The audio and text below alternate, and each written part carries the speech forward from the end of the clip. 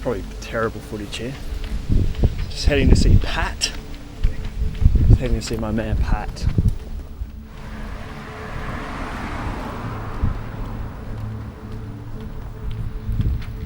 Early 1900s, I think it was, but yeah, this is unlike. It's like the temple, like people won't even get energetically drawn to that place because they're on a different paradigm or something. Like that is just astonishing.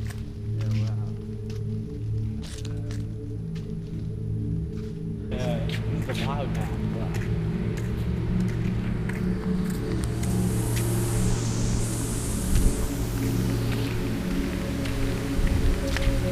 I went through a phase where I just come out all around the time and I was really adamic. Like there'd be certain things that I'd do and I'd know I was like almost experimenting with wrong things. Like at the Vale Park in Southern Gardens, like that river that's in there. I'd do things like walk in it and stuff like that. Right. And one guy walked past and said, you know, I've lived in Adelaide for 30 years, but I've never seen anyone in there. And just things like that were happening. I was doing things that making people say, I'm almost sad about it. Like, there's almost like almost a sad thing. He walked away with his head down. Yeah, I was almost disappointed that he saw that. Like, I was just doing things like that, just like adamic things. Because I guess intention is everything. And also do it in a way where you're like calling for God to send you home. Like you're calling for God to teach you how to love Him again, because like we like for the material contamination we don't know our natural position, our natural eternal position, which is actually service for God. So what do you think God's attitude towards us like currently is? Like, do we need to be? He's not angry. He's supremely merciful. And it's just up to us, like whether we want to stop suffering or not. Yeah. And He's just very happy to help us get out of this. Like if we put that effort in, like He reciprocates the effort we put in. See. So He's watching what you do. And, so you do need to be like not necessarily regretful, but like you have to be sincerely sort of a bit repentive. Like, mournful of your wretchedness. Like. But there's not that expectation. Yeah, because like almost that could just send you into like. He wants you to be happy. Like. Yeah. Yeah. Because sometimes like I can. The Abrahamic concept of God is very warped and like wrong. Yeah, well, like sometimes I just can like get stuck in my regrets. Yeah, same. But I think that it is legitimate to regret though. Like, you know, when people are like, oh, no regrets. Yeah. But it's like, I've f***ing done things that I regret. Yeah, I've done things that I really regret. Yeah. But that's because we live in a society and a community where there's so much actually, like so many people that like if you're not regretting, they'll be looking down on you for not regretting it. So we feel pressured to regret. Yeah. Whereas if there was none of this pressure in the first place, we probably wouldn't have done so many things that we regret. Yeah. Okay. Yeah. It's almost like the sickness causes the actions. Yeah. That's like. And then you regret. So it's almost like you shouldn't feel a totally like depraved regret. But I think it's right. Like the things I've done that I'm not proud of, like there is no way that I'm going to talk myself into like going, no, that was actually a good thing. No. Also, another thing is Krishna has seen everything that make you good at thinking and stuff like that. It means you've done good things. Like if you're in a certain position where you have access to these kind of high concepts and you're receptive to them, then it means you've done good things in your past lives. Because there are some people that don't even think. No, but my mum doesn't understand it at all. Like. Well, this is my next question: is that the people, or there seems to be people, and I can't claim to know that this is true, but there seems to be people in life who aren't really actively thinking.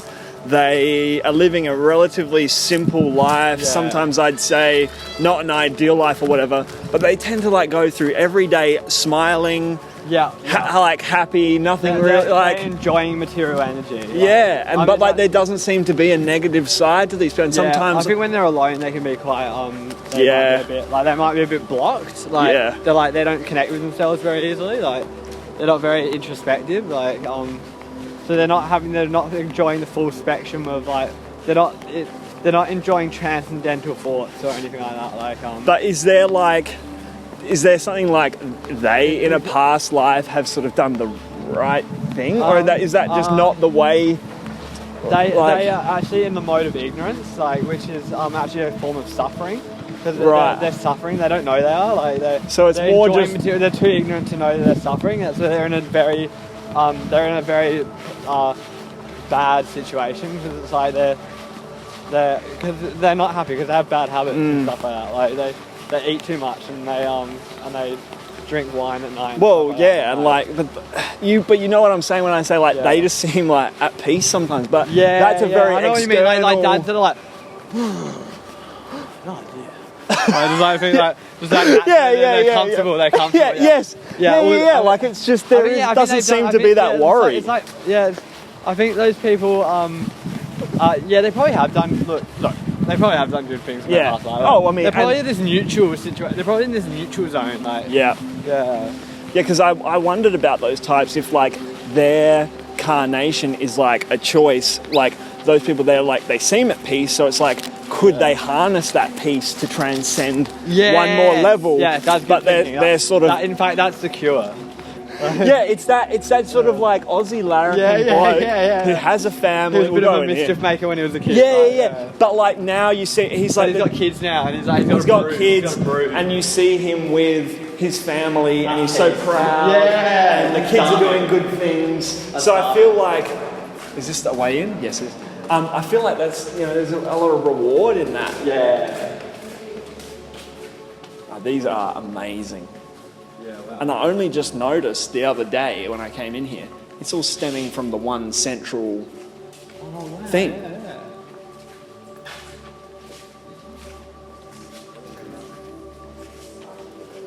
Yeah, cool.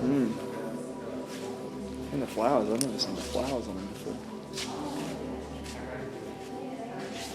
Well, yeah, it's called enjoying. They're enjoying.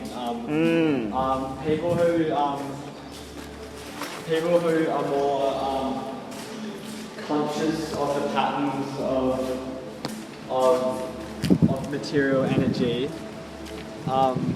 they're more out of whack. Like, they'll be like, they suffer really hard, and then when they're almost if you're on your way out, you're a bit all over the place because you're suffering. You're enjoying the heavenly impressions you get from the heavens, like. But then you're also suffering the depths of Maya, like you're experiencing, like you're in distress and stuff like that. So they could kind of go either way. You're conscious of the patterns of enjoyment and suffering, so it's all either way. It's out of balance. Or this might just be. This is what I relate to. This is what I am like. And then there are people who are steady enjoying or steady suffering, like. It's a living, breathing thing. Everyone. The one thing is true that everyone is forced to surrender at death, and if you haven't surrendered to God, then you're going to be surrendering to death, and you're going to be in a lot of agony. And is that sort of like? Because your ego will be like, I can't die. Yeah. And do you carry? It's embarrassing to die. My grandpa was very he was proud of his brood. He'd be like, wood.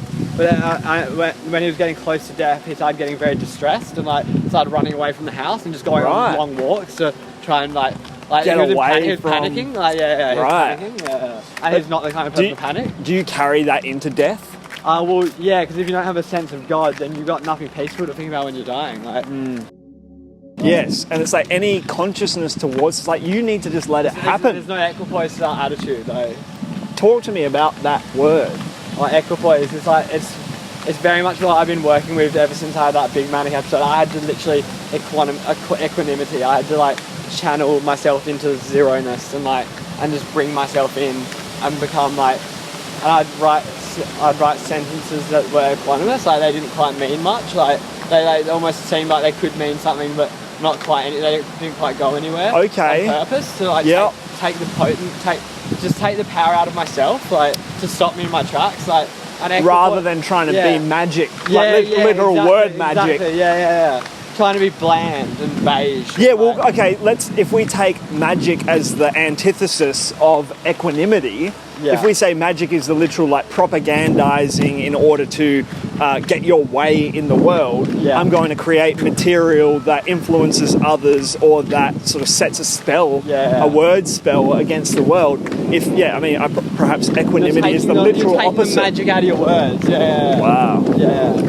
Well, I was just getting the magic poison out of it. Yeah, because I gotta say, like, you know, we are two talented magicians. Yeah. But it's not got me anywhere.